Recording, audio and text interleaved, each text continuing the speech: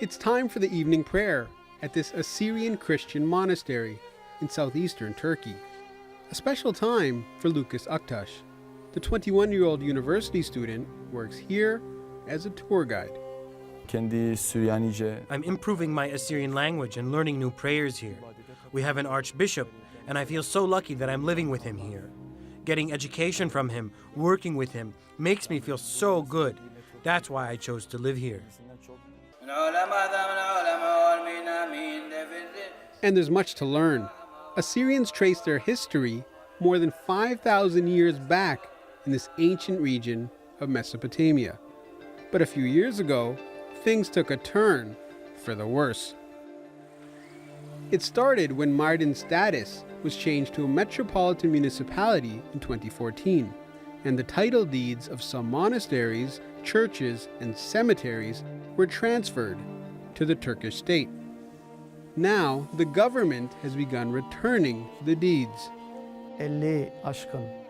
More than 50 monasteries and churches in Mardin and Midyat were given to our Assyrian associations. But some properties weren't recognized and given deeds. We want those properties that don't have deeds to be transferred to our Assyrian associations. This is good for our state and the region. I mean, if those properties have deeds, we can restore them, and that would be helpful for tourism here.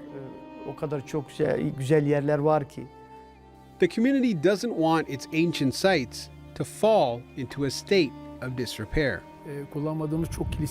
Here we have a lot of churches that we don't use. That's why we want the deeds. Hopefully, we'll get them and do our restoration.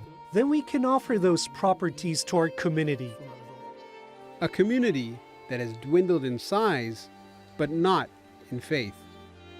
Nearly 100 kilometers away, this is the oldest surviving Assyrian monastery in the world, dating back to the 4th century.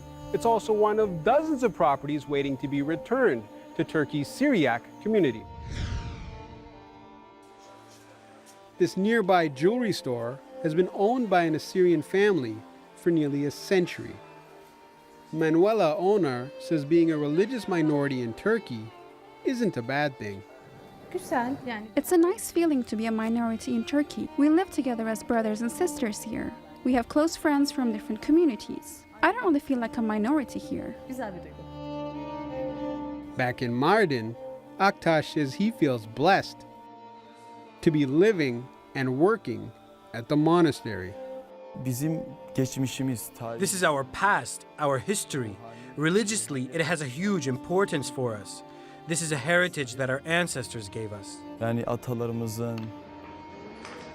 with their places of worship slowly coming back under their control, this indigenous community believes its prayers are being answered. Adil Halim, Straight Talk, Mardin.